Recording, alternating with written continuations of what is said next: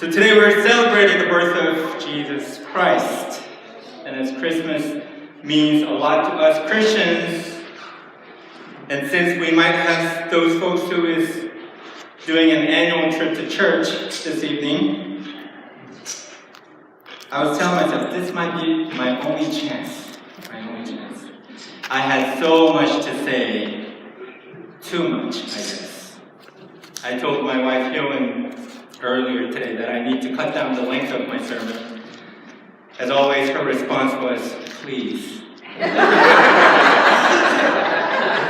As if I need some mercy on all of you and not ruin your 2018 Christmas by a lengthy sermon. So I guess today I'll jump right into the point.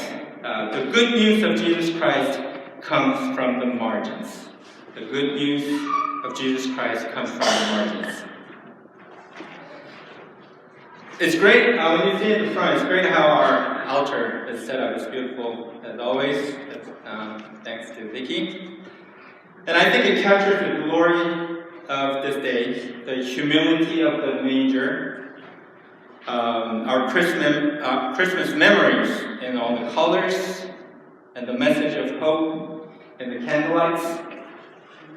But my favorite part of this setup is that all of them are below the cross. They're all below the cross. And that reminds me of the entire life and the meaning of Jesus Christ to me. Like when we celebrate the birthday of someone, we don't just remember the moment of the birth of that person, but we celebrate that person as a whole and who they mean to us.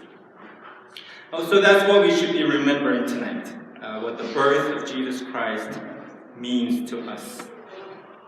And it's interesting to think about the where Jesus' life took place and whom it took place with. So for this month of December, we've been going through a worship series called Living in Between. So if we have been thinking of the idea of living in between as a matter of time, we'll think of the life of Jesus' place on the margins as the living in between in a sense of space. It's a spatial term. When we trace his life back from the moment on the cross towards the moment lying on this manger, imagine the cross was located outside the city gates and the garbage dump, the landfill. In the scripture, in the letters, the specific letters to the Hebrews, it says, Jesus also suffered outside the city to make the people holy through his own blood. Outside the city. Throughout his life, he was meeting people at the corners of the temple. He was doing ministry with mostly uneducated, emotionally unstable, but socially disconnected women and men in the society. Even John the Baptist was coming from the wilderness. We heard about that. And then when we get to this Christmas story, there was no room for Jesus in the center of the busy world. But it was on the margins of our lives his life began. This means that God's mission thrives on the edge. The other day, when I was dropping off Noah, our 5-year-old child, I was dropping off Noah at the school. Just to give you a little background, what they do is that in the mornings, they all gather in front of the school and all enter the building at the same time, in order. And we were running a little late that morning, so everyone else were already gone into the building. So with other few latecomers, we entered the building by the front door. And usually from there, I would walk him all the way to his classroom, right? And I'll make sure that he gets to be with his teacher and his classmates. And that day, I was doing the same thing. And in the beginning of that hallway, Noah tells me, by myself. I was like, what? Wondering if I heard it right. I will go to the classroom by myself from here. This was a big deal for me. See here, this is the moment our relationship is evolving into something different here. Speaking of being in the margins, it kind of hurt me because it felt like I was being marginalized from my own child's life. I was no longer as much in the center of his life, and I feel like this was the beginning sign of that shifting away from the full control I had.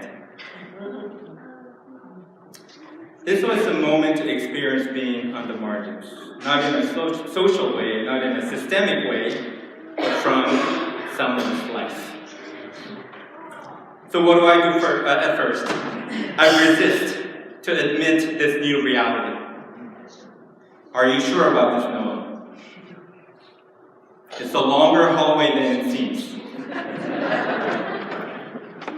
I wasn't sure what kind of possible danger I was imagining within that 30 feet of elementary school hallway.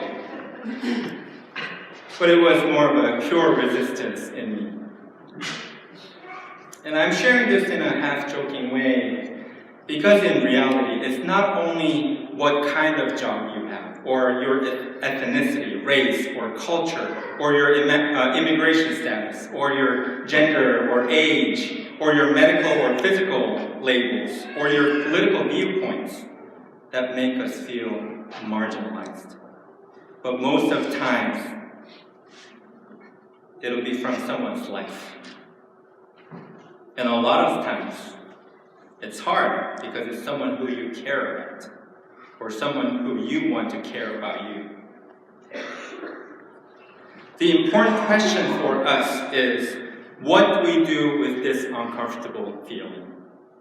The feeling of marginalized. All of the seasons running over one another to buy, to visit, to party, to decorate, may be our effort to resist that reality. Just by consciously and unconsciously making our lives busier than what it should be, we marginalize ourselves from true connection. So I wanted to share a painting with you that some of my friends were sharing this past week. A nativity scene that might be slightly different from what we are used to seeing, where a young mother is just exhausted, just drained after giving a birth to a child, where a young father is embracing the real weight of what being responsible for a family might mean, figuring that the least he can do at this point is to keep everyone warm from the drafty morning by being present between them and the broken door. This is the Christmas story. And this is where it all began. The message we get as we contemplate this is this. It's all right. It's all right to be on the margins. It's only wrong to pretend we're not. It's all right to be vulnerable. It's only empty to play as if we're always strong. It's all right to let your hand go of your 5-year-old child and let him thrive. Most of us are tired of clanking around in our armor that we want to cover ourselves up with. It's all right to admit that we need more connection, more love, more forgiveness. It's only wrong to pretend that we don't. Into this world in which there is very little room for God to dwell, Christ comes uninvited. His primary place is with those for whom there is no place. His place is with those who do not belong, who are rejected, who are discredited, who are denied status, who are tortured, terrorized, and exterminated.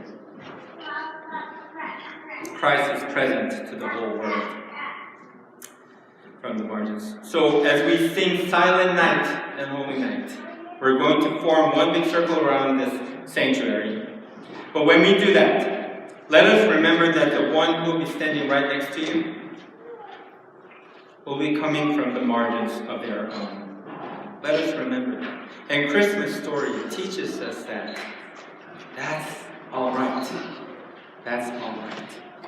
And when we admit that, we make that room available for Christ's light to shine through our heart. Amen.